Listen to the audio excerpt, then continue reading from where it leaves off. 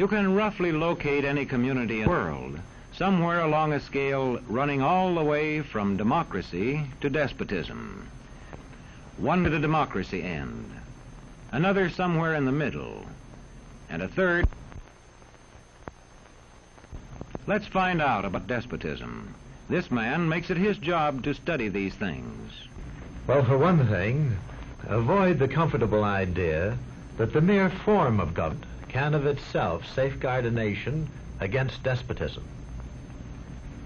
Germany, under President Hindenburg, was a republic. And yet in this republic, an aggressive despotism took root and flourished under Adolf Hitler.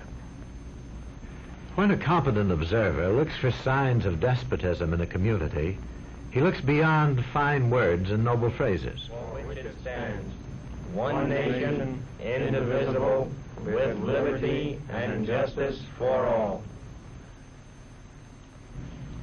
Many observers have found that two workable yardsticks help in discovering how near a community is to despotism: the respect scale and the power scale.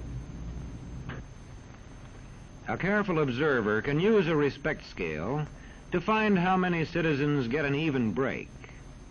As a community moves towards despotism, respect is restricted to fewer people.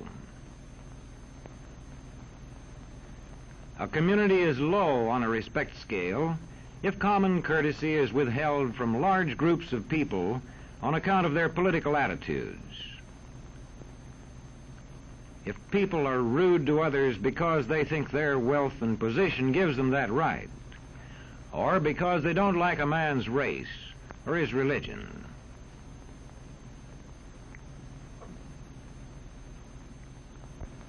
Equal opportunity for all citizens to develop useful skills is one basis for rating a community on a respect scale. The opportunity to develop useful skills is important, but not enough. The equally important opportunity to put skills to use is a further test on a respect scale.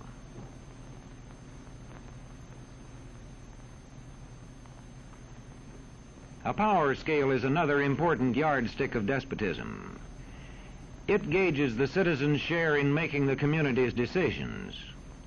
Communities which concentrate decision-making in a few hands rate low on a power scale and are moving towards despotism. Like France under the Bourbon kings, one of whom said, "The state, I am the state." Today, democracy can ebb away in communities whose citizens allow power to become concentrated in the hands of bosses. What I say goes, see? I'm the law around here. The test of despotic power is that it can disregard the will of the people. It rules without the consent of the governed. Look beyond the legal formalities of an election in measuring a community on the power scale to see if the ballot is really free. If the citizens can vote only the way they're told, a community approaches despotism. When legislatures become ceremonial assemblies only and have no real control over lawmaking, their community rates low on a power scale.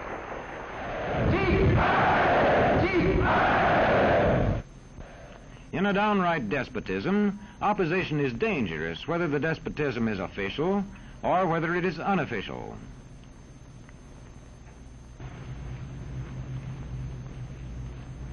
The spread of respect and power in a community is influenced by certain conditions, which many observers measure by means of the economic distribution and information scales. If a community's economic distribution becomes slanted, its middle-income groups grow smaller, and despotism stands a better chance to gain a foothold. Where land is privately owned, one sign of a poorly balanced economy is the concentration of land ownership in the hands of a very small number of people. When farmers lose their farms, they lose their independence. This one can stay on, but not as his own boss anymore. To the extent that this condition exists throughout a nation, the likelihood of despotism is increased. In communities which depend almost entirely on a single industry, such as a factory or mine, maintaining economic balance is a challenging problem.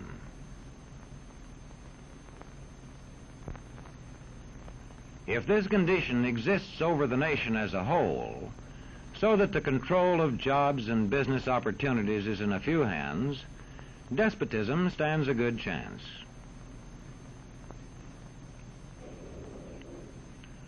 Another sign of a poorly balanced economy is a taxation system that presses heaviest on those least able to pay.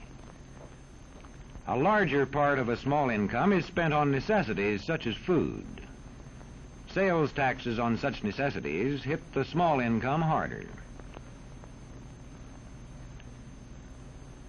In the days of the salt tax, feudal despotisms were partly sustained by this and other effects.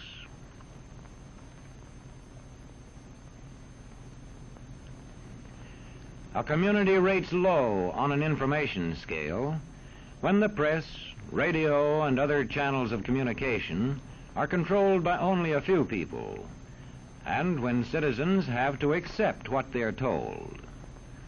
In communities of this kind, despotism stands a good chance.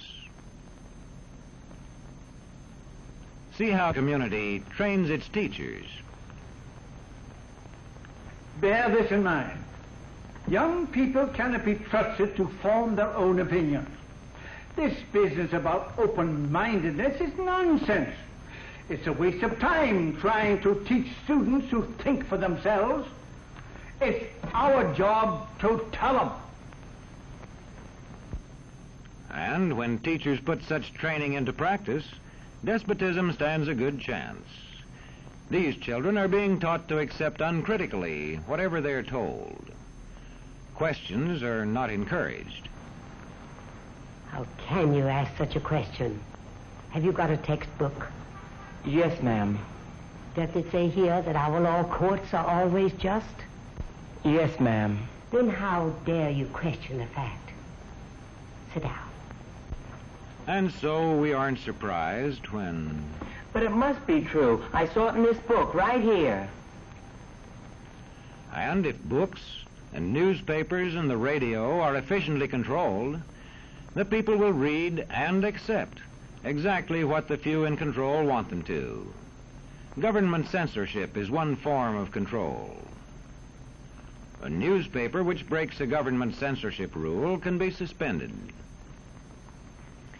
It is also possible for newspapers and other forms of communication to be controlled by private interests. I thought I told you to kill that story. It'll cost us a lot of advertising. If that story goes out, I quit. All right.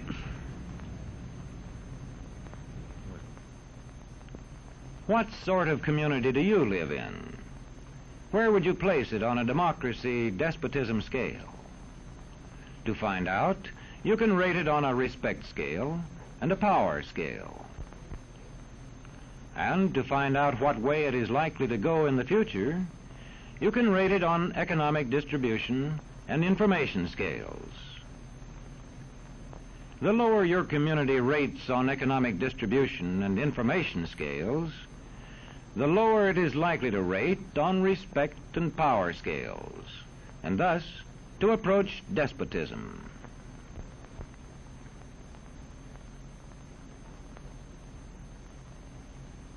What happens in a single community is the problem of its own citizens. But it is also the problem of us all, because as communities go, so goes the nation.